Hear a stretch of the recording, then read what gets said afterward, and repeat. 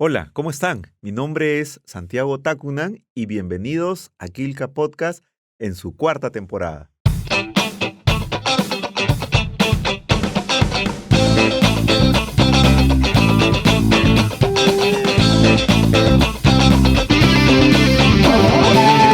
Hoy vamos a abordar un tema del cual algunos no quieren hablar y otros hablan en demasía, pero sin razones ni argumentos. Se trata de la educación universitaria y los retos en torno a la ley universitaria aquí en el Perú. Para ello tenemos como invitado a César Casa Soto, quien es un viajero empedernido. César, ¿cómo estás? Bienvenido a Quilca Podcast. Hola Santiago, muy buenas tardes. Qué gusto conversar contigo. Hace mucho tiempo no hablamos. Sí, y hoy día vamos a hablar, creo, de cosas muy interesantes que has venido desarrollando y en las proyecciones también que tienes. Para nuestros seguidores en Quilca Podcast, mencionarles pues que César Casas es egresado del Colegio Santa María de la Providencia, uno de los mejores colegios de Lima Norte. Es cofundador de Crece Perú Internacional, una empresa que se dedica a hacer una serie de giras internacionales con estudiantes. Es consultor internacional en diferentes entidades públicas y privadas, es asesor de proyectos y ha estudiado una maestría en ciencias políticas en la Universidad de Lisboa, en Portugal. Tiene un posgrado en gestión de proyectos en el Instituto San Ignacio de Loyola y en esta universidad también ha estudiado la carrera de ciencias de la administración. A pesar de su mediana juventud, ha desempeñado cargos importantes en la Embajada del Perú en Portugal y en otras instituciones aquí en el Perú y en algunos países latinoamericanos. ¿En qué parte te encuentras ahora, César? ¿Qué tal presentación, Santiago? Muchas gracias. Estoy en Lisboa. Después de vivir aquí un tiempo por la maestría, la verdad es que la ciudad me enamoró. Así que cuando tengo la oportunidad, eh, cuando tuve la oportunidad de volver después de la pandemia, la aproveché de inmediato. Genial. ¿Y cómo de pronto uno accede a esta posibilidad de poder estudiar en un país que no es de tu origen? ¿Cómo encuentras esta posibilidad?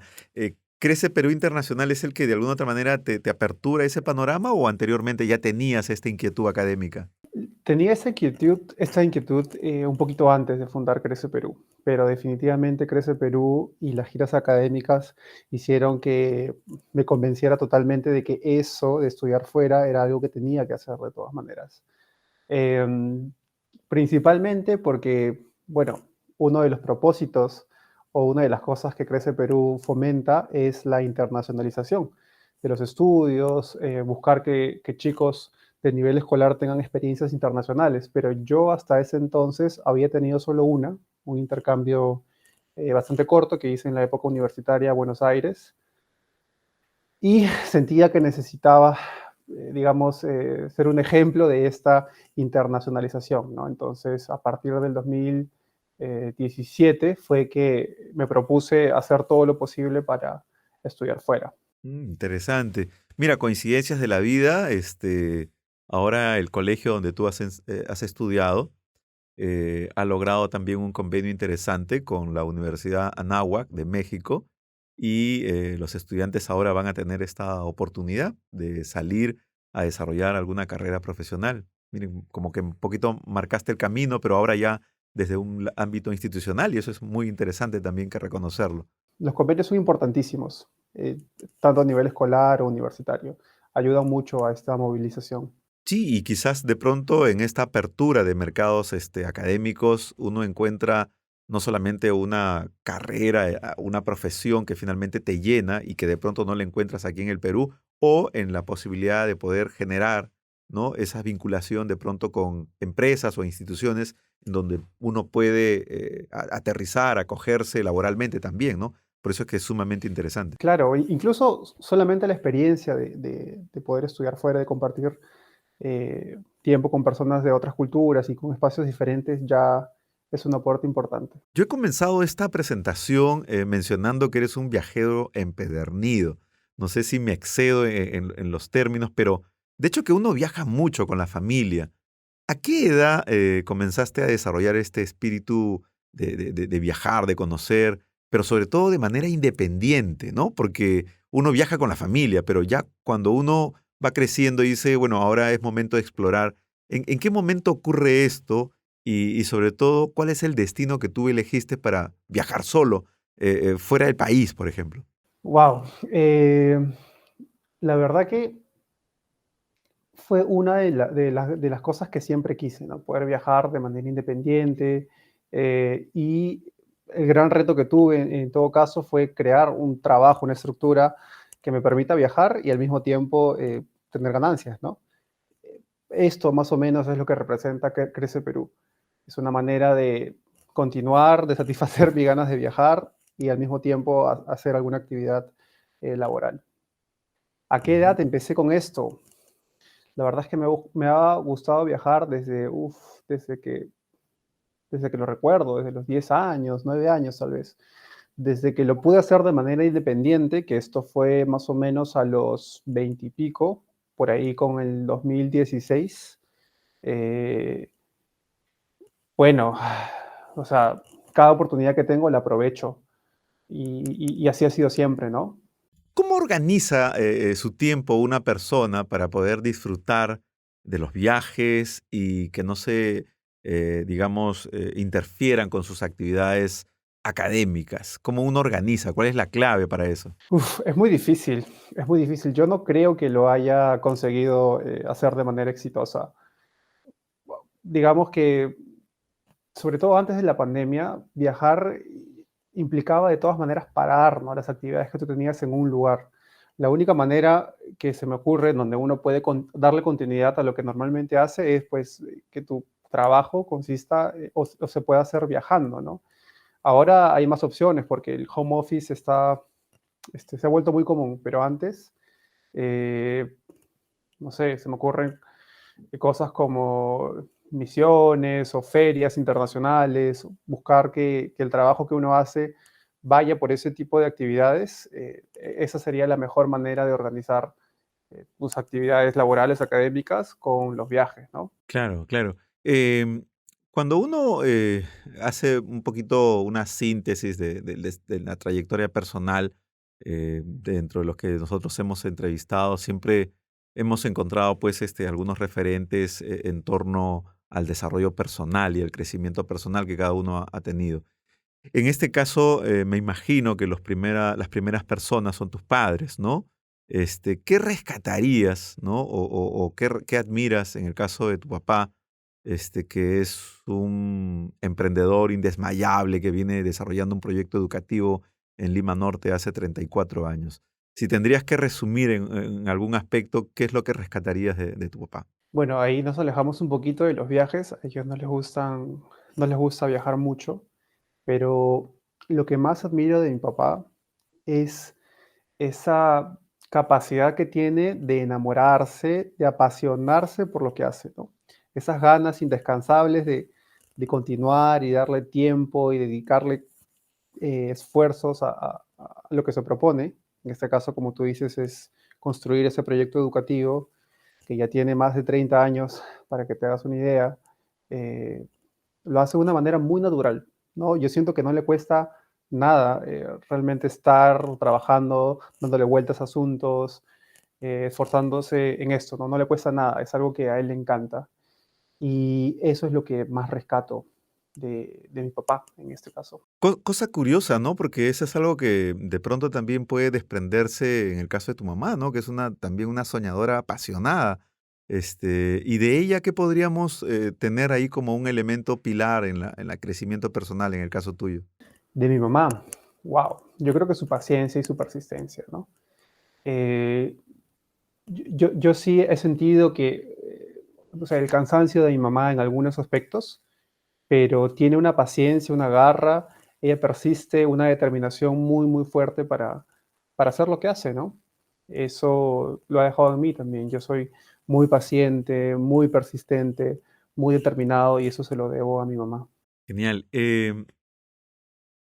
Avancemos un poquito en tu desarrollo personal y tratemos de hurgar un poco en tus primeras inclinaciones académicas. En algún momento sabemos que intentaste desarrollar estudios en la Academia Nacional de Diplomacia. ¿Cómo nace esta inquietud que finalmente te llega a decidir esta primera oferta académica? Eh, la verdad no estoy seguro, no estoy seguro de cómo nació. Yo creo que llegó un punto en el que quería, no sé, buscar algo que sea, que yo percibiera como muy importante y empecé a buscar varias opciones y esto fue lo que apareció. Esto justamente pasó después de un viaje que tuve a Europa por primera vez y, y bueno, en este viaje pude ver que faltaban muchas cosas en el Perú todavía, ¿no? Habían, o sea, ¿cómo te lo explico en sencillo? Regresé un poco frustrado, regresé un poco decepcionado y dije, tengo que buscar algo que sea importante y que, digamos, en un tiempo corto ayude a que yo pueda hacer algo para que el Perú mejore. Entonces, así empezó mi interés por la diplomacia. Infelizmente, o felizmente, no sé, nunca se concretó, ¿no? Y cuando dices no se concretó, ¿existe alguna dificultad real en torno a esta proyección personal que tenías o simplemente te desencantaste por un tema de mirarlo desde otro ángulo? Ahora que lo veo ya con unos años enfrente, yo creo que lo que pasó fue que nunca estuve realmente convencido. Nunca estuve 100% determinado a eso, ¿no? Eh, en tiempos donde me estuve preparando no le dediqué el, no sé, los esfuerzos que realmente se decidieron. La verdad es que nunca ni siquiera llegué a hacer el examen. Nunca dejé de trabajar mientras estudiaba, nunca dejé de viajar tampoco, por ejemplo. Entonces, ya como te acabo de decir, después de unos años creo que eso fue lo que pasó, que no estuve 100% seguro de que esa era mi vocación. ¿Y esto lo hiciste antes o después de estudiar administración? Para entrar a la academia diplomática tienes que tener un bachiller mínimamente, ¿no? Eso fue después de estudiar. Y en el estudio de la administración, ¿cómo te llamó la atención esta línea de trabajo? ¿Te refieres al tema de la diplomacia? No, no, no, la administración, la carrera de administración. Es que administración es una carrera bastante genérica, ¿no? Uno llega ahí y tienes muchas opciones para especializarte, muchas opciones por dónde ir, ¿no? Recursos, bueno, yo empecé con prácticas en marketing, en el área de investigación de mercados, luego pasé por recursos humanos y entonces los primeros años es donde uno más o menos descubre qué parte de la administración es la que más le gusta, ¿no? Entonces, esto fue una de las cosas que más llamó mi atención en la administración, por eso lo estudié. Y desde esta universidad haces un salto hasta estudiar en Lisboa la carrera de Ciencias Políticas. ¿Por qué Portugal? ¿Por qué en otro país? ¿Qué te llamó la atención de este país? Es una historia bien larga y estoy seguro que tú recuerdas porque tú tuviste ahí un episodio conmigo. Yo eh, no tenía como prioridad Lisboa, mi objetivo era estudiar en Brasil, pero por algún motivo estuve bastante necio con que quería estudiar becado en Brasil. No quería simplemente ingresar, quería ingresar y que el gobierno me dé una beca. Entonces, en este proceso me aceptaron, de hecho, en la universidad, recuerdo en la UFSC, que fue la universidad para la cual te pedí una carta de recomendación. ¿Recuerdas eso? Claro, claro que sí. Por ahí en el 2017. Eh, entonces, me aceptaron en la universidad y me entró este miedo de, oye, ¿qué pasa si no me dan la beca, ¿no? ¿Qué pasa si no la consigo? Debería tener otras opciones. Y comencé a buscar otras opciones con una institución que se llama ALAR, que es la Asociación Latinoamericana Rusa. Y en Europa, también en España, en Portugal, siempre priorizando el tema de la beca, ¿no? Entonces, era muy común en ese tiempo estudiar en España. Tengo varios amigos y conocidos que han hecho maestrías en España y yo quería algo un poquito peculiar, si es que no saliera lo de Brasil. Lamentablemente llegó diciembre y me dieron la noticia de que si bien había sido aceptado en la universidad, no me habían concedido la beca. Y volteé a ver las otras opciones Y entre Rusia, que sí lo había conseguido, España y Portugal, dije, bueno, Rusia creo que es un poco, bueno, es bastante diferente. España es un poco común, entonces Portugal está en el punto medio. Vamos por ahí. Y así fue que llegué. Pero cuando tienes esta opción, ¿ya dominabas el idioma portugués o todavía no tenías un pleno dominio? Sí, no puedo decir que lo domino, pero lo entiendo perfecto y lo puedo hablar, lo puedo leer sin problemas, ¿no? Yo, bueno, el portugués brasilero, que es bastante diferente al portugués que se habla aquí. De hecho, me causó algunos problemas al inicio, pero va, es cuestión de acostumbrarse. Ya, porque cuando nosotros conversamos con algunos jóvenes que están con estas proyecciones de estudiar también, siempre la barrera del idioma ha sido en algún momento una barrera infranqueable, pero ahora quizás es mucho menor, pero siempre hay esa predilección, ¿no? Por tratar de buscar un país en donde el idioma pues sea de lo más familiar y no tengan estas complicaciones lingüísticas que finalmente a veces terminan por abortar cualquier proyecto profesional. Llámese becas, llámese curso de pasantías o otros estudios profesionales. Es que era justamente lo que yo buscaba, no estudiar en español. Yo solo hablo inglés y portugués, entonces no me podía ir por otras opciones, ¿no? Pero bueno, inclusive en la universidad donde estudié, la Universidad de Lisboa, habían programas en inglés. Yo lo llevé en portugués, ¿no? Eh, ¿Cómo aprendí portugués? La verdad nunca tomé clases, lo aprendí escuchando música de manera autodidacta, con amigos, alguna pareja por ahí, y llegó el día donde tenía que presentar un certificado, ¿no? Entonces, sin mayor preparación, me presenté al CELPE-BRAS, que es el certificado de portugués brasilero, y salí, recuerdo, en intermedio alto, ¿no? Entonces dije, vaya, creo que sí, sí sé portugués. Y bueno, no es que haya tomado clases desde ese entonces hasta ahora, pero ya con la práctica y con el tiempo lo entiendo mucho mejor, ¿no? Y, Me y en va est- bien con el y portugués. en esta universidad en Lisboa, me imagino que has desarrollado un grado de interacción con estudiantes de diversas partes del mundo, ¿no? Cuéntanos un poquito esa experiencia, porque también es como escaparse, ¿ah? Y tener ahí una cultura viva, porque cada estudiante que viene de alguna región, de algún país, trae, ¿no? Estas frustraciones, sus alegrías, sus costumbres, sus miedos y sus frustraciones también. Entonces, ¿qué es lo que te marcó un poquito esta vida universitaria en Lisboa? Fue muy bonito, muy bonito. Yo no sé si para los demás, digamos, la vida universitaria inicial, la que tienes en el bachillerato, la disfrutan bastante, es bonita o no les gustó tanto, pero la mía fue bastante divertida, la verdad. Y tener la oportunidad de regresar, digamos, entre comillas, a vivir la universidad nuevamente fue muy rico, muy bonito, me gustó bastante. Eh, sí, Lisboa como ciudad en general es muy internacional. eh, Creo que demasiado para mi gusto en ese tiempo. Es hasta difícil hacer amigos portugueses porque en un ambiente universitario lo que menos hay son portugueses. En mi salón recuerdo mucho el caso de una chica de Erasmus, que es un programa europeo de intercambios, que era alemana y que no hablaba portugués. Y yo no entendía cómo ella llevaba el curso, o sea, estando horas sentada escuchando a un profesor hablar en portugués sin entender, ¿no? Tomaba notas, bueno, no sé, pero es muy bonito. A mí me encanta conocer personas, aprender palabras específicas de sus idiomas, cocina, su comida, costumbres. Eh, es interesantísimo, ¿no?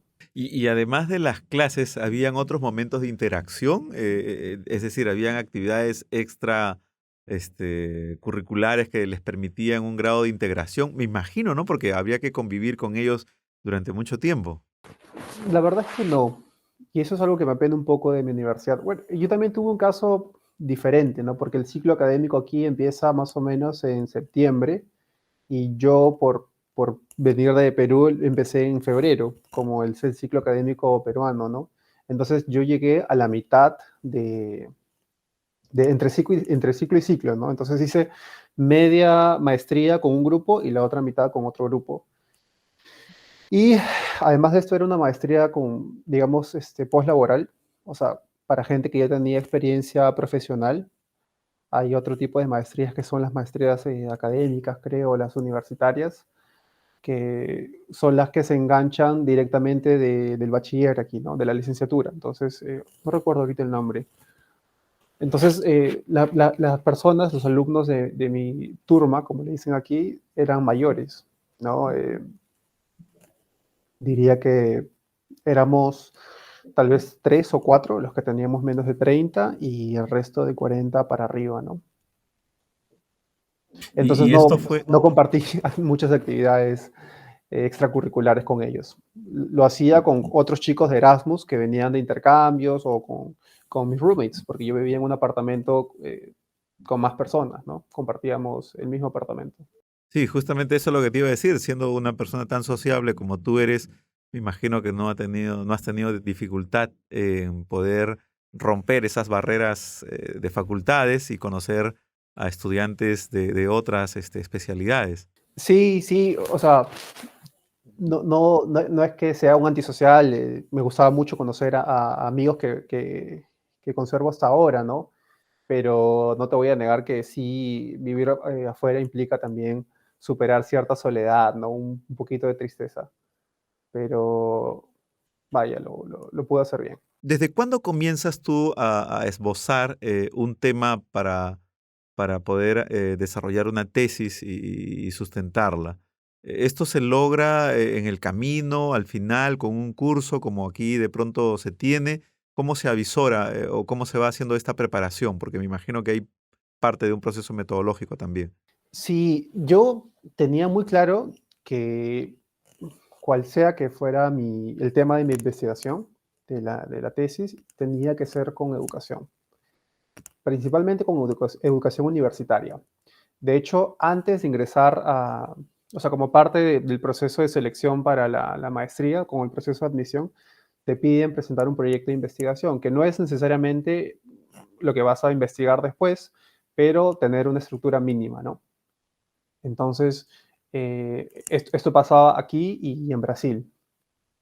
En Brasil yo había presentado un proyecto de más o menos cooperación educativa, pero en universidades católicas, ¿no? O sea, si había, digamos, una preferencia entre las universidades católicas para hacer intercambios o qué resultaban de estos intercambios universitarios.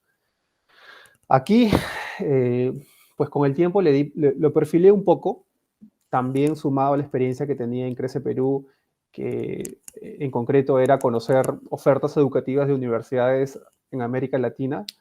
Entonces, entre estos dos puntos definí el tema de la educación universitaria en el Perú, ¿no? En ese tiempo, te hablo en el 2019, 2018, 20, estaba muy de moda el tema de la reforma universitaria, la ley 30220, y yo estaba muy enamorado de esa reforma al principio y hasta ahora estoy convencido de que es importante, pero quería saber más.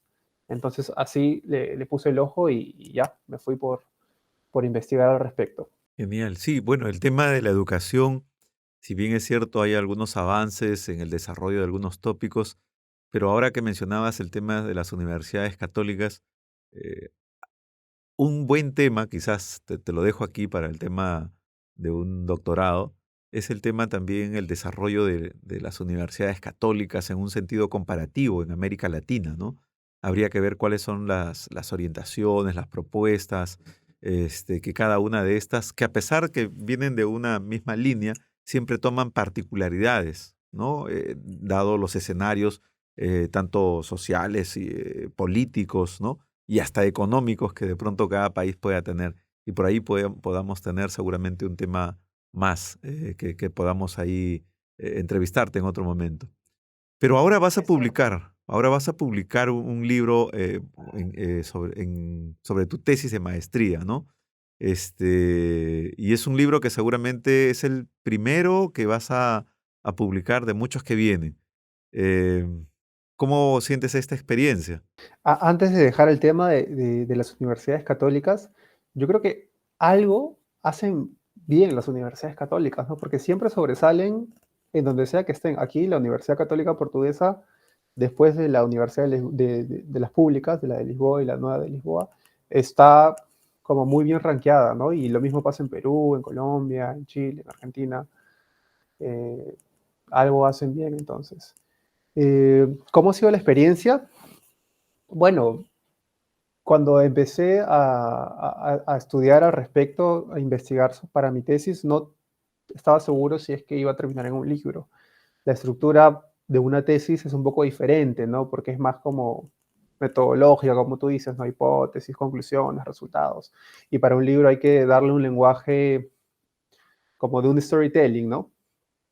Eh, Pero cuando la terminé, dije, bueno, es material importante, es información bastante útil y práctica, digerible. Sería muy buena idea concretarlo en un libro. Y dada esta experiencia de reforma universitaria, que lo identificas en el Perú y Brasil, ¿por qué te inclinas por el Perú? Porque podrías haber estudiado Brasil también. No entendí la pregunta. ¿Reforma universitaria en Brasil? Claro, en este caso de esta propuesta que hay de reformular, ¿no? De mejorar la educación universitaria, que los tenías en ambos países, eliges el Perú. ¿Por qué? Porque es de donde iba a tener la información más en la mano, ¿no? Tenía contactos que me podían dar una idea de dónde buscar o por dónde dirigir, llevar la investigación. En Brasil hubiera sido un poco más difícil. Y además, como te mencioné al principio, estaba muy enamorado de la reforma universitaria que se venía desarrollando por esos años. Hasta ahora, en realidad, ¿no? Se viene desarrollando.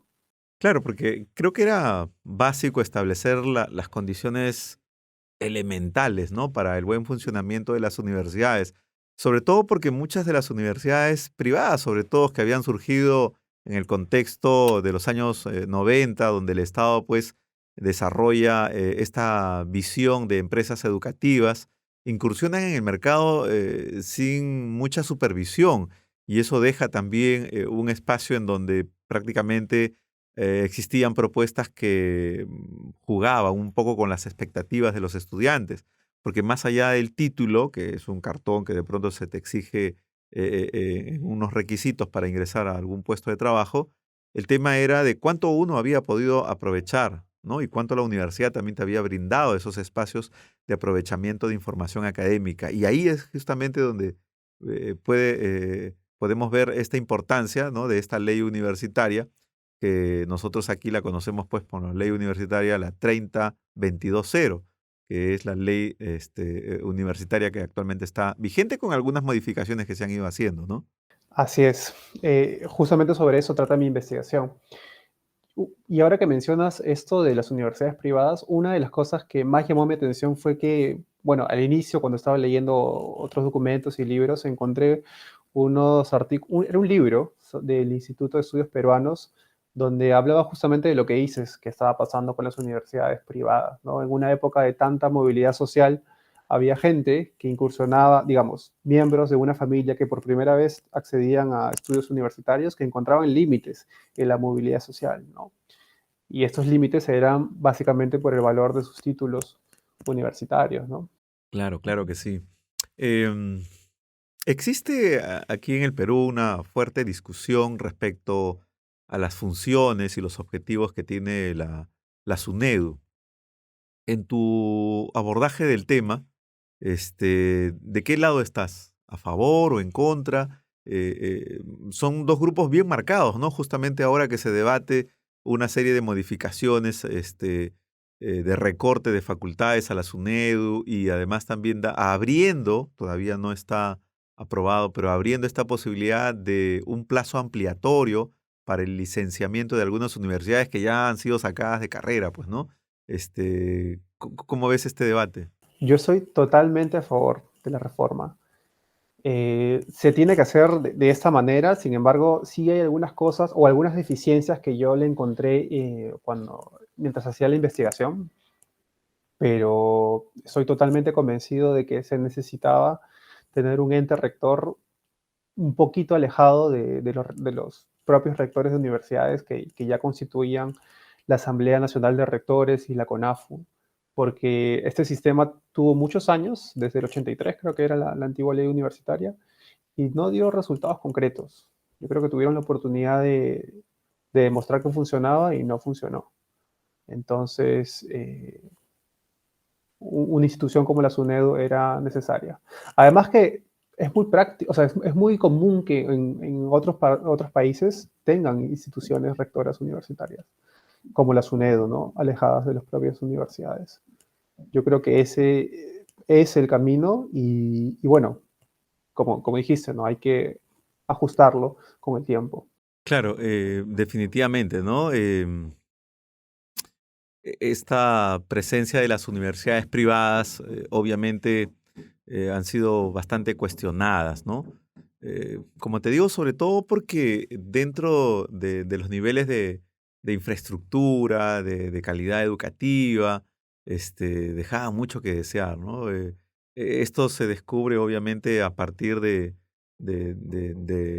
una supervisión que se hace, pero que finalmente no se decide políticamente también emprender un gran cambio, una gran reforma, porque hay pues muchos intereses empresariales ahí que están subordinados, ¿no? Incluso ahora, dentro de la comisión de educación, por ejemplo, hay congresistas que están justamente promoviendo este plazo ampliatorio de las universidades y en muchos casos son o docentes de esas universidades que han sido cerradas o socios, ¿no? de estas empresas. Entonces, por ahí también, pues no se trata de ver esta complicidad, ¿no? De ser juez y parte para dar posibilidades de pronto a instituciones que ya creo deberían quedarse ahí simplemente, ¿no? En el olvido, en la historia y ser recordadas como instituciones que finalmente no terminaron por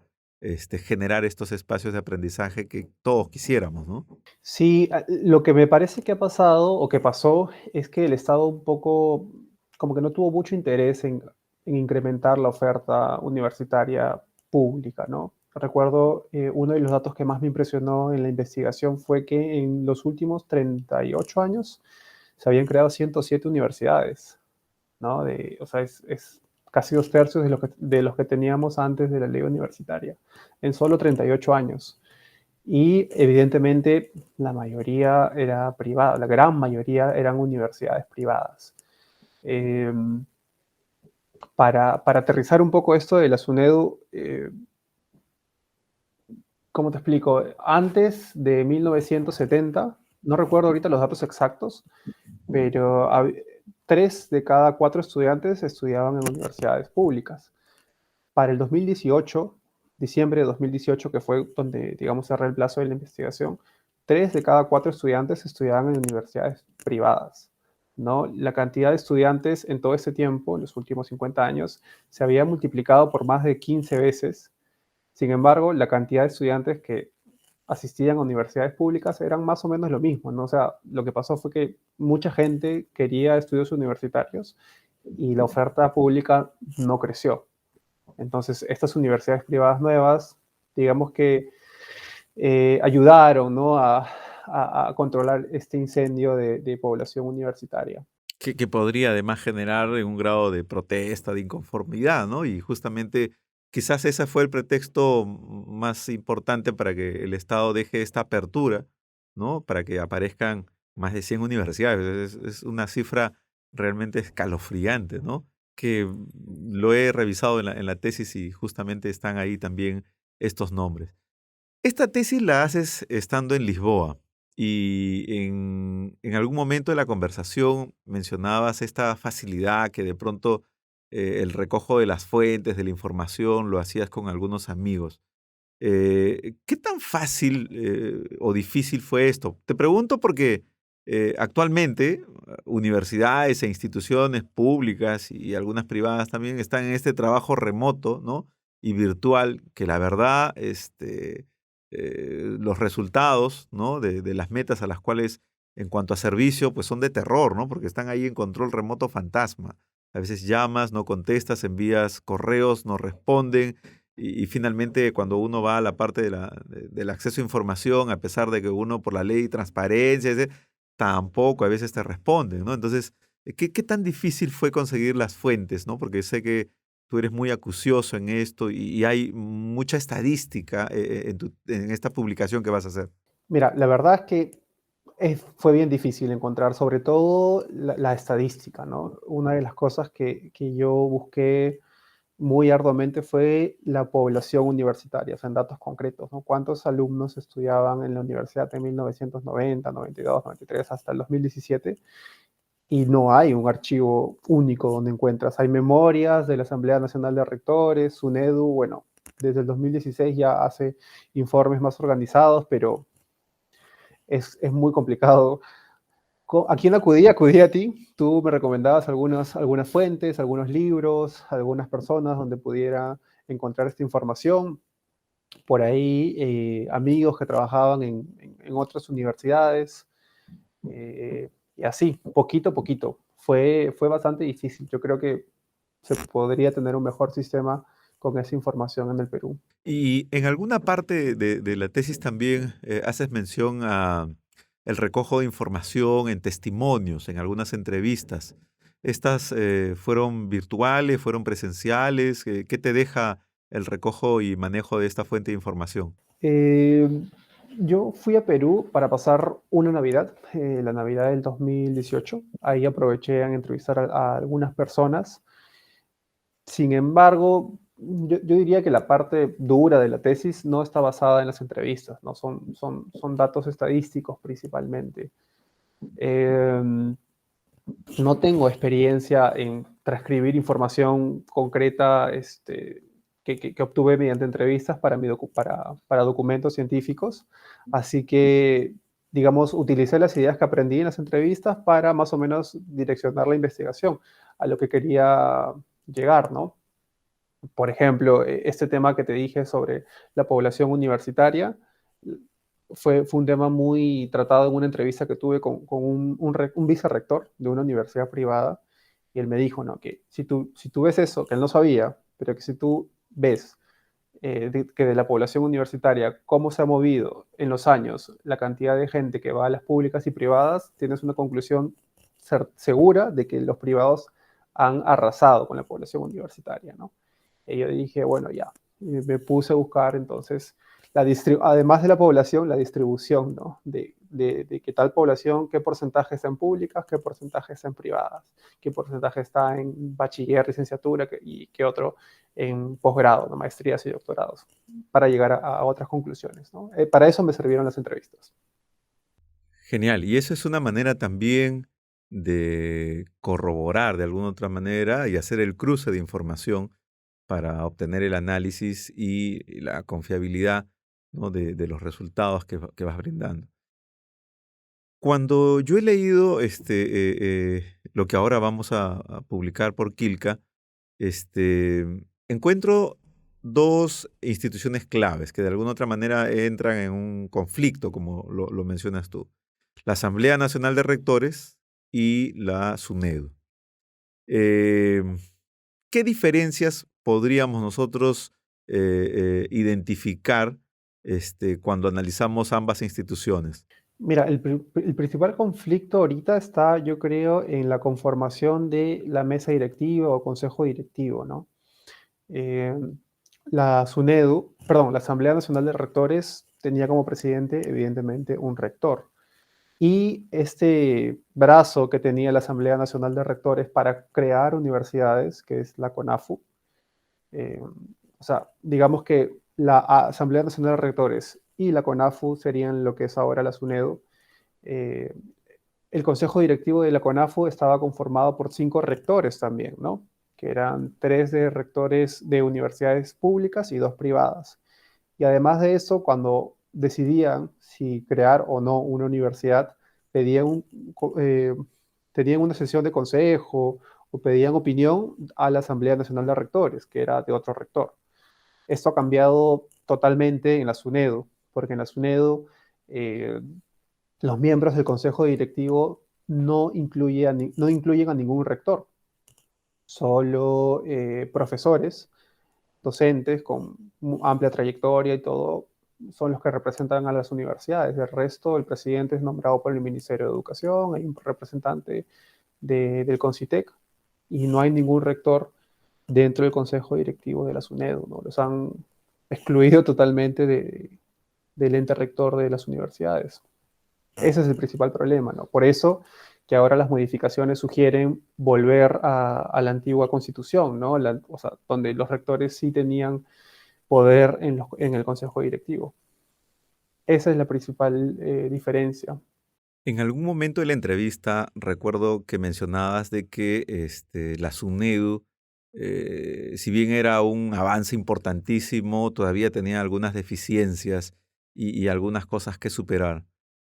¿Cuáles son estos elementos que podríamos generar para poder encontrar a una institución como SUNEDU para que haga un trabajo mucho más efectivo del que ya viene haciendo? Una de las cosas que menos me gusta acerca de esta reforma son las leyes moratorias que ha venido aplicando el Estado.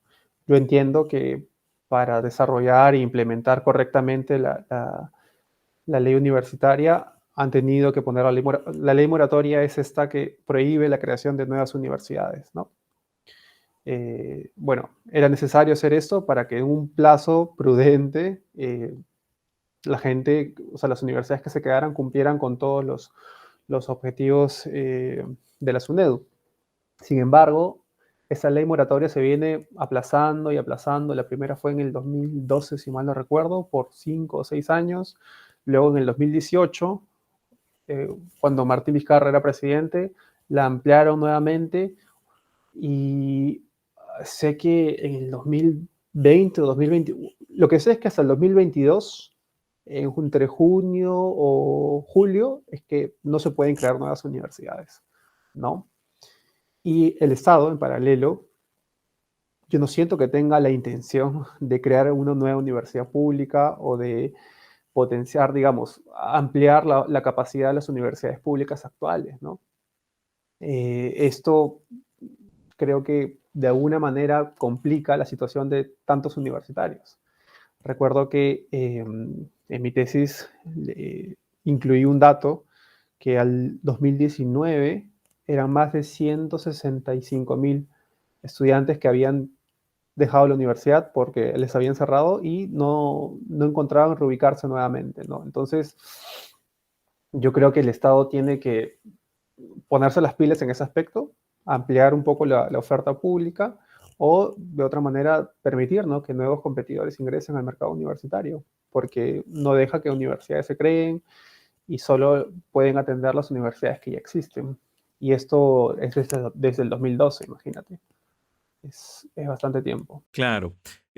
Una de las cosas que yo también veía cuando estaba revisando algún material era esta dificultad que tienen algunas de estas universidades para generar esta absorción o fusión, ¿no? Tratando un poquito de reorientar la población estudiantil para que no tenga esta, digamos, dificultad para poder continuar con los años de estudio, ¿no?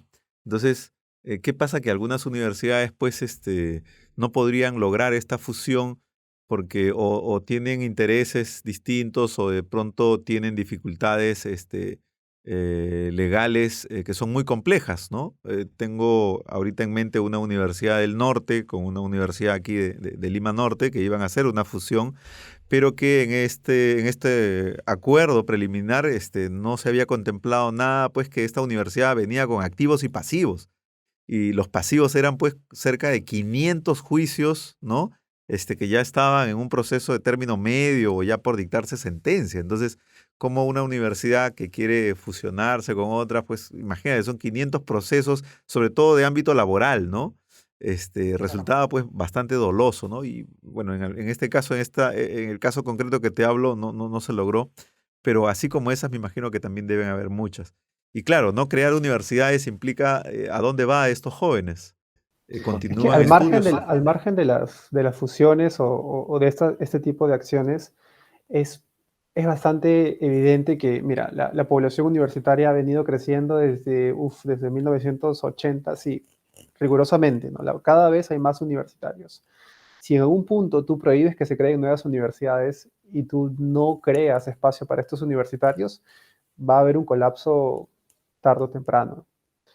Y yo en el 2019 ya supe que ya había más de 170.000, 165.000 estudiantes que se habían quedado fuera. Ahora debe estar peor, ¿no? Y no sé qué va a pasar en el 2022. De repente ha- hacen otra ley moratoria y van haciendo más grande este problema. Sí, y con el contexto de la pandemia que vivimos, donde hay también un abandono, de estudiantes universitarios, la cosa se vuelve mucho más compleja, ¿no? Que si bien no responde a estas deficiencias de las universidades, sino a un contexto de la pandemia, pero igual son jóvenes que dejan de tener esta posibilidad de seguir estudios. Nosotros normalmente, te cuento, César, escuchamos que la educación debe sufrir una revolución, una transformación. ¿Por qué cuando uno lee tu libro, tú recomiendas más bien que esto debe hacerse con cautela, con prudencia y con precisión, ¿no? Sobre todo en un momento donde atravesamos una, una fuerte crisis en diversos aspectos y niveles, ¿no? ¿Por qué tú haces esta sugerencia prudente más bien?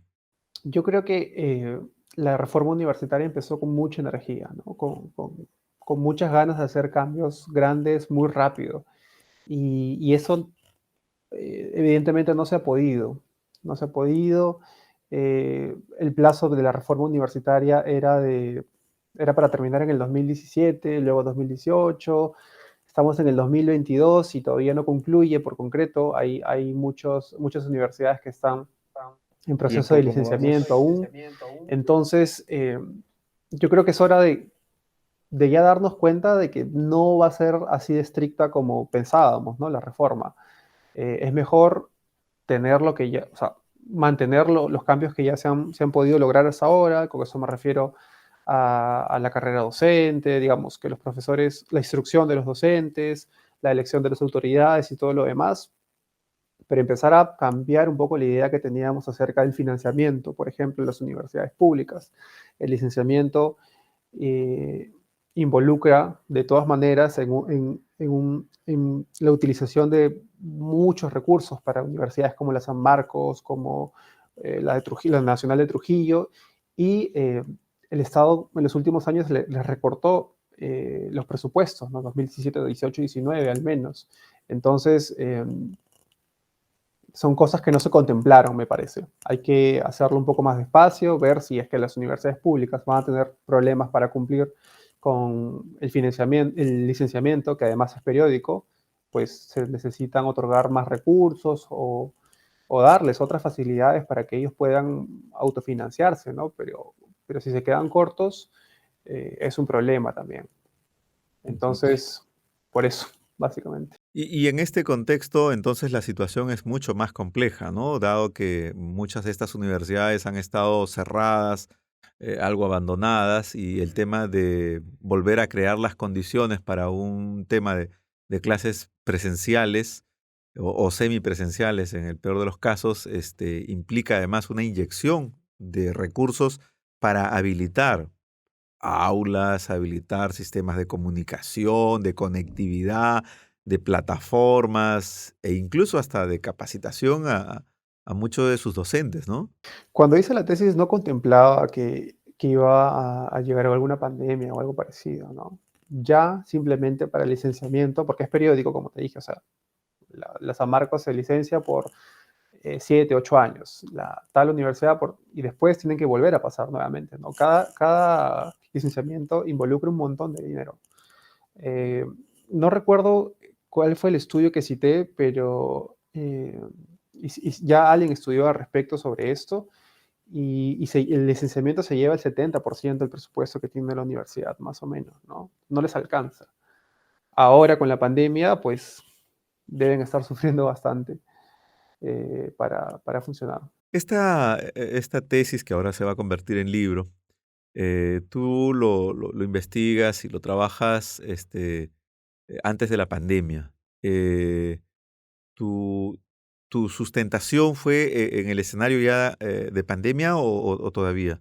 Claro, la tesis la debí presentar, creo que entre abril o mayo del 2020. Al final solo pude hacerlo en noviembre. La universidad cerró, muchas actividades quedaron paradas, se retrasaron.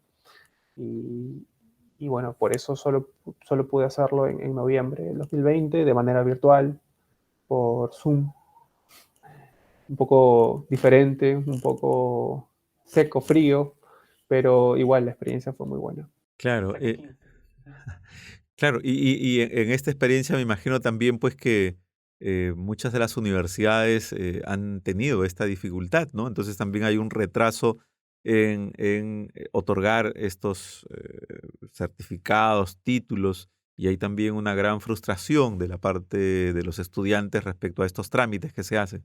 Sí, sí, sí, la verdad es que sí. Después de noviembre, para la burocracia en mi universidad también demoró pedir los diplomas, los certificados. Inclusive recién pude recogerlos ahora, en septiembre del año pasado, en esa última avenida Lisboa, ¿no? Imagínate, ha estado guardado mi diploma por un montón de tiempo. Claro, claro que sí. Eh, ¿Cómo decides, cómo te animas, cómo decides publicar esta tesis ahora bajo la plataforma digital de Quilca? ¿Qué te anima a compartir esta investigación? Yo creo realmente que esta investigación es bastante importante, bastante útil, bastante digerible. Creo que es una oportunidad para que en pocas palabras, en términos sencillos, uno realmente entienda lo que es la reforma universitaria, qué pasó, cómo estaba el Perú antes de la reforma y más o menos qué es lo que se viene. O bueno, lo que está pasando ahorita. Yo terminé la investigación en el 2019 y quería que esto sea un poco más concreto, quería verlo en otro tipo de formato, no solo en la biblioteca de mi universidad. Así que, bueno, esta opción de Kilka es bastante interesante y los ebooks están súper de moda. Creo que es una opción también muy sencilla de terminar todo este proceso, ¿no? Yo no soy una persona que es muy atraída por el tema de las estadísticas ni de los números. Es más, yo me alejé justamente, me refugié en las letras, ¿no? Tratando de buscar un mejor escenario. Pero cuando reviso la parte estadística, son cuadros que realmente dan lecturas y datos muy, muy interesantes, reveladores en algunos casos, y que creo, como lo has mencionado, te ha costado muchísimo trabajo poder reunirlas y seguramente mucho más plasmarla en cuadros que puedan ser entendibles, ¿no? Porque hay cuadros y cuadros. Entonces, ese es el otro valor también, ¿no? De poder encontrar información estadística que está un poco dispersa y que a partir de una temática, que es el tema de la reforma universitaria, tú las has podido anexar muy bien a lo largo de los capítulos. Es cierto, de los cuadros que más valoro de mi investigación son los históricos estadísticos de población, de distribución de la matrícula. Yo, ¿cómo hubiera querido tener esta información a la mano y sencillo, ¿no? Yo he tenido que armar estos cuadros año por año, ¿no? Abriendo las memorias de cada año desde 1990 o tal vez antes para llegar a un simple cuadro. Entonces, yo creo que va a ser muy útil para quien quiera consultar estas informaciones. Genial. Tú que eres una persona que está en una recurrencia por diversos países y conoces experiencias extranjeras.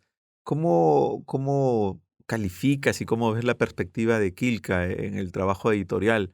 No son muy recurrentes aquí en el Perú bibliotecas y archivos y editoriales digitales. En otro país que hayas conocido alguna experiencia que te ha llamado también la atención.